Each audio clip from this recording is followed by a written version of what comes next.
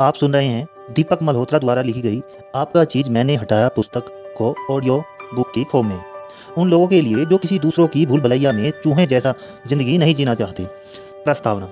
जब किसी पुस्तक की 2 करोड़ से अधिक प्रतियां बिक चुकी हों तो उसके पाठकों की राय के प्रति वाजिब सम्मान रखना जरूरी होता है। खासतौर पर जब उस पुस्तक के सबसे अहम संदेश को चुनौती दी जाए तो लेखक के लिए यह स्पष्ट करना जरूरी हो जाता है कि वह ऐसी हिमाकत क्यों कर रहा है। इन शुरुआती पन्नों में मैं संक्षेप में यही बताने की कोशिश कर रहा हूँ। बहरहाल असल जवाब तो कहानी में ही मिलेगा। यह पुस्तक अपने आप में पूर्ण है और इसे इसी तरह पढ़ना चाहिए। बहरहाल लोग मुझसे पूछते हैं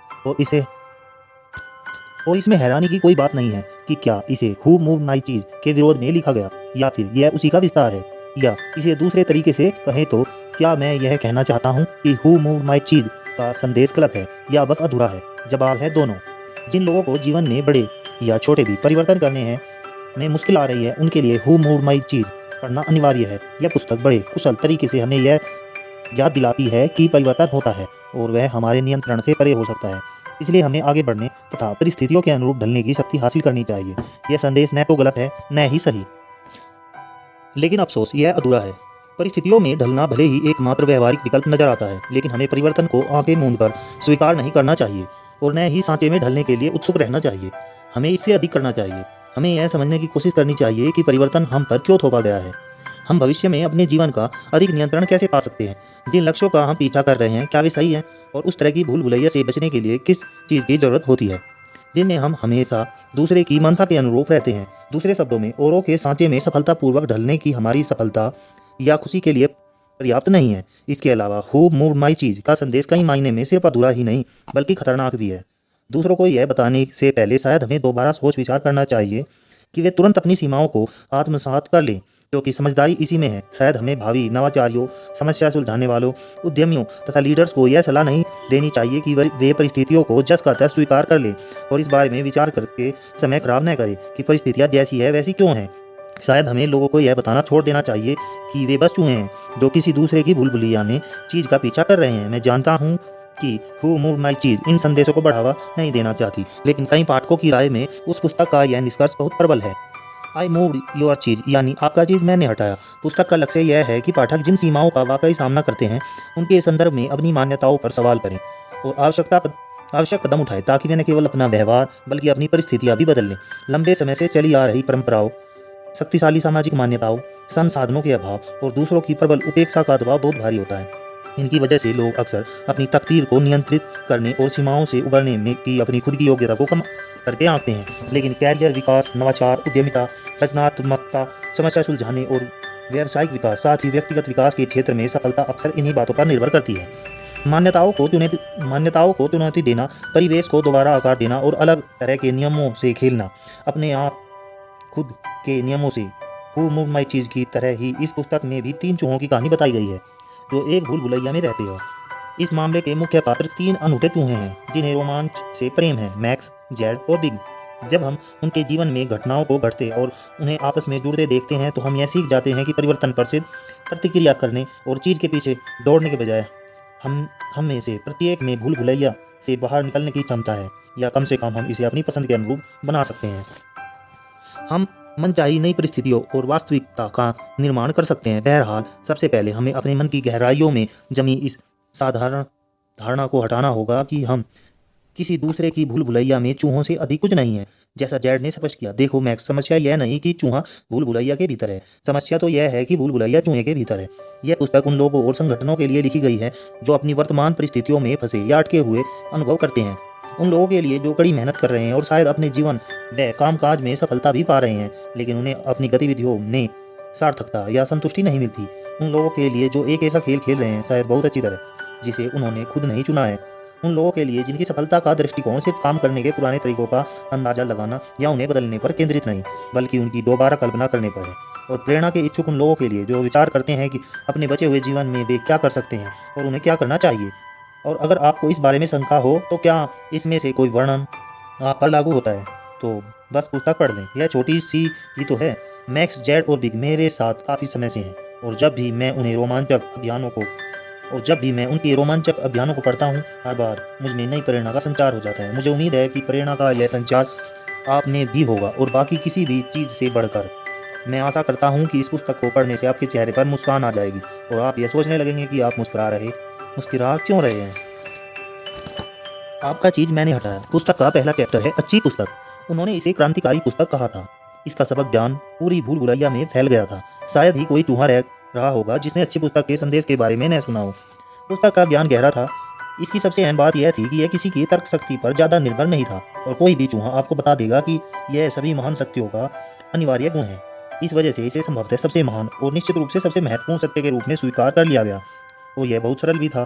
पुस्तक ने यह बात शीशे की तरह साफ कर दी थी, परिवर्तन होता है।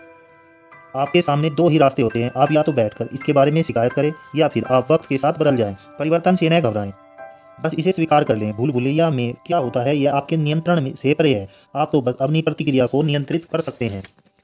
अब हर चूहे को यह ज्ञान हासिल हो चुका था। बहरहाल इसका यह मतलब नहीं कि हर चूहा इस पर अमल कर सकता था। कुछ चूहे इस पर अमल करने में पूरी तरह सफल रहे। उन्होंने सीख लिया था कि परिवर्तन अवश्य भावी और नियंत्रण से परे है। उन्होंने मान लिया था कि वे भूल भुलैया के काम करने के तरीके को नियंत्रित करने में लाचार थे। उन्होंने कहा कि यह उनकी किस्मत है और उन्होंने खुद को इसके अनुरूप ढालने की कसम खा ली।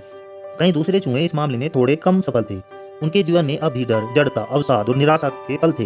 हाँ, एक फर्क आया था, ऐसे पल अतीत की तुलना में अब कम आते थे। भूल भुलैया में इन चूहों ने अपनी स्थिति को बहुत बेहतर बना लिया था। निश्चित रूप से ऐसे चूहे भी थे जो अच्छी पुस्तक में सिखाई बातों के बारे में शायद ही कभी सोचते वे इस सिद्धांत से तो सहमत थे, लेकिन अपने काम करने के तरीके को बदलने के लिए न तो उनके पास समय था न ही ऊर्जा। आखिरकार पुरानी आदतों को तोड़ना और छोड़ना मुश्किल था। वे इस पर बाद में अमल करेंगे, शायद अगले सप्ताह, शायद अगले साल। कुल मिलाकर भूल भुलैया में जीवन अब पहले से काफी बदल चुका था। पहले जब चीज को एक जगह से हटाकर दूसरी जगह रख दिया जाता था तो सारे चूहे निराश हो जाते थे। वे समझ ही नहीं पाते थे कि यह क्या हुआ और क्यों हुआ। वे अपनी किस्मत को कोसने लगते थे। वे उसी पुराने कोने में चीज के प्रकट होने का इंतजार करते बैठे रहते थे। वास्तव में वे इसकी वापसी के लिए प्रार्थना भी करते थे। वे इतने विचलित हो जाते थे कि अपना आपा खो बैठते थे। वे गुस्से में आ जाते थे और पहले से ही मुश्किल जीवन को बेहतर बना लेते थे। अच्छी पुस्तक पढ़ने के बाद चूहों ने प्रतिक्रिया करने का तरीका बदल लिया।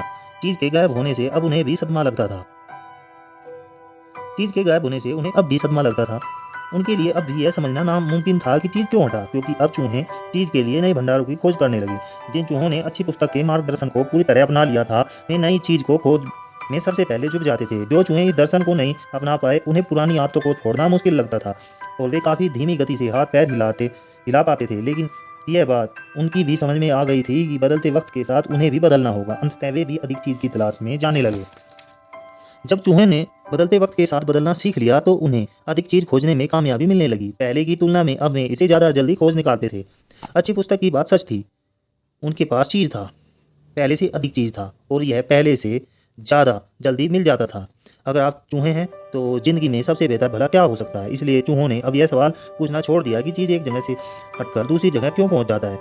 सभी इस बात पर सहमत थे कि ऐसे बेतुके सवालों का कोई जवाब नहीं। उन्होंने ऐसी कोई योजना बनाने की कोशिश नहीं की जिससे चीज़ को हटने से रोका जा सके। केवल कोई पहले दर्जे का मूर्ख ही यह सोच सकता था कि किस्मत को नियंत्रित किया जा सकता है। सबसे बढ़कर उन्होंने यह बेतुका सवाल दोबारा कभी नहीं पूछा, मेरा चीज़ किसने हटाया। अब जीवन अधिक सरल सहज था। इसका सार एक बहुत ही सरल समीकरण में छिपा हुआ था। आप चीज चाहते हैं प्लस चीज अब वहाँ नहीं है बराबर आप चीज खोजने के लिए कहीं और जाएं। आखिरकार भूल भुलैया में चूहों के लिए चीज ही अधिक महत्वपूर्ण होता है। लेकिन देखिए वहाँ मैक्स भी था और मैक्स सबसे अलग था। दूसरा चैप्टर है मैक्स। बचपन में मैक्स ने अपने माता पिता से पूछा था कि भूल भुलैया क्यों है। उसके माता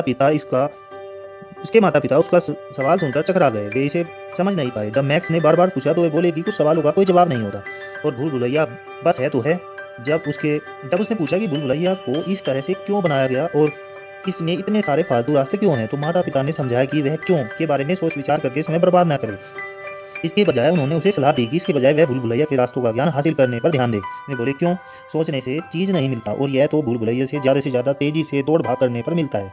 उन्होंने समझाया कि भूल भुलैया बस है जो है, आपको उसी के साथ काम करना पड़ता है। उन्होंने चेतावनी दी कि किसी छोटे चूहे को परंपरा के विरुद्ध जाने के बारे में नहीं सोचना चाहिए क्योंकि यह घमंड दर्शाता है। मैक्स में मशीनी आज्ञा पालन का गुण नहीं था, इसलिए माता पिता के समझाने पर भी वह नहीं समझा। वह अपने माता पिता, अपने मित्रों, अपने शिक्षकों और हर मिलने वाले से इस बारे में सवाल करने लगा। जाहिर है इससे वे सभी चिढ़ गए। उसने जितने अधिक सवाल पूछे उतना ही उसे यह पता चला कि दूसरे चूहे कितना कम समझते हैं। वे जानते बहुत कुछ थे लेकिन समझते बहुत कम थे। एक दिन मैक्स को अच्छी पुस्तक मिल गई। उसे पढ़कर वह आग बबूला हो गया। उसे समझ में नहीं आ रहा था कि ऐसी पुस्तक इतनी ज़्यादा लोकप्रिय कैसे हो गई और इसे आंख मूंद कर सत्य क्यों माना जा रहा है। पुस्तक पढ़ने के बाद बाकी सभी चूहों ने बिना सवाल किए परिवर्तन को स्वीकार करने का संकल्प ले लिया था, क्योंकि उस पुस्तक में यही सबक सिखाया गया था कि परिवर्तन अवश्य भावी और नियंत्रण से परे है। लेकिन मैक्स दूसरों से अलग था और पुस्तक पढ़ने पर मैक्स ने इसके विपरीत संकल्प लिया। मैक्स ने यह पता लगाने का संकल्प लिया कि चीज़ को किसने हटाया था। उसने यह जानने का संकल्प लिया कि जिसने भी चीज़ हटाया उसने ऐसा क्यों किया। उसने यह जानने का संकल्प लिया कि भूल भुलैया जैसी है वैसी क्यों है। उसने यह संकल्प लिया कि भूल भुलैया के बारे में उसे जो पसंद नहीं वह उसे बदल देगा, और वह पूरे समर्पण भाव से इसी काम में जुड़ गया। इसके बाद एक लंबा अरसा गुजर गया। जेड जेड वह चूहा था जो चीज़ की चिंता ज़्यादा नहीं करता था। वह चीज़ सिर्फ इसलिए खाता था क्योंकि इससे उसके शरीर को पोषण मिलता था, और वह शरीर को पोषण खास तौर पर इसलिए देना चाहता था ताकि उसके दिमाग को पोषण मिले। जेड को बहुत समझदार चूहा माना जाता था। बहरहाल बहुत कम चूहे थे जो उसके ज्ञान की गहरी बातें करते थे। वह चूहों में लोकप्रिय था, लेकिन वह आमतौर पर महत्वपूर्ण मसलों पर तभी बोलता था जब कोई दूसरा उस दिशा में बातचीत शुरू करे। जेड को समूह में रहना अच्छा लगता था, लेकिन एकांत के पलों का आनंद लेना भी उसे उतना ही पसंद था। जेड चुंबकीय व्यक्तित्व का धनी था। उसकी आंखों में खिंचाव था और होठों पर अधखिली मुस्कान, जिससे उसके श्रोता सम्मोहित हो जाते थे, और वे वाकई श्रोता ही थे। उससे मिलने आने वाले चूहे उसका साथ चाहते थे, उसकी बातें सुनना चाहते थे, नई ताजगी पाना चाहते थे। कोई नहीं जानता था कि वह उन पर उसका कोई प्रभाव क्यों पड़ता था। वे बस इतना जानते थे कि ऐसा हर चूहा जानता था कि जेड जैसा कोई दूसरा चूहा नहीं है। वह विलक्षण था। वह सिर्फ चीज़ की चिंता नहीं पालता था, वह यह सीखने की चिंता नहीं पालता था कि भूल भुलैया में फुर्ती से कैसे दौड़ा जाए। वह दूसरे चूहों की दिनचर्या और रीति रिवाजों का अनुसरण नहीं करता था। बहरहाल ये स्पष्ट था कि जेड अपने जीवन से चूहे के जीवन से जितना प्रेम करता था उतना कभी किसी दूसरे चूहे ने नहीं किया था। परिणाम यह हुआ कि जो लोग जेड को जानते थे या उन्होंने उसके बारे में सुना था, वे उसका सम्मान करने लगे और साथ ही उससे डरने भी लगे। वे उसका सम्मान इसलिए करते थे क्योंकि उसकी उपस्थिति, उसके जीने का अंदाज उन्हें महान बनने के लिए प्रेरित करता था। वे डरते इसलिए थे क्योंकि वह इस बात का जीता जागता सबूत था कि जो चूहा महत्वपूर्ण क्या है के बारे में उनके हर विश्वास को चुनौती देता है और उसके विपरीत सोचता है, वह खुश रह सकता है, और दरअसल भूल भुलैया में रहने वाले किसी दूसरे चूहे से अधिक खुश रह सकता है। एक दिन जेड भूल भुलैया के एक कोने में चुपचाप बैठा था। यह देखकर चूहों का एक छोटा समूह वहाँ जमा हो गया।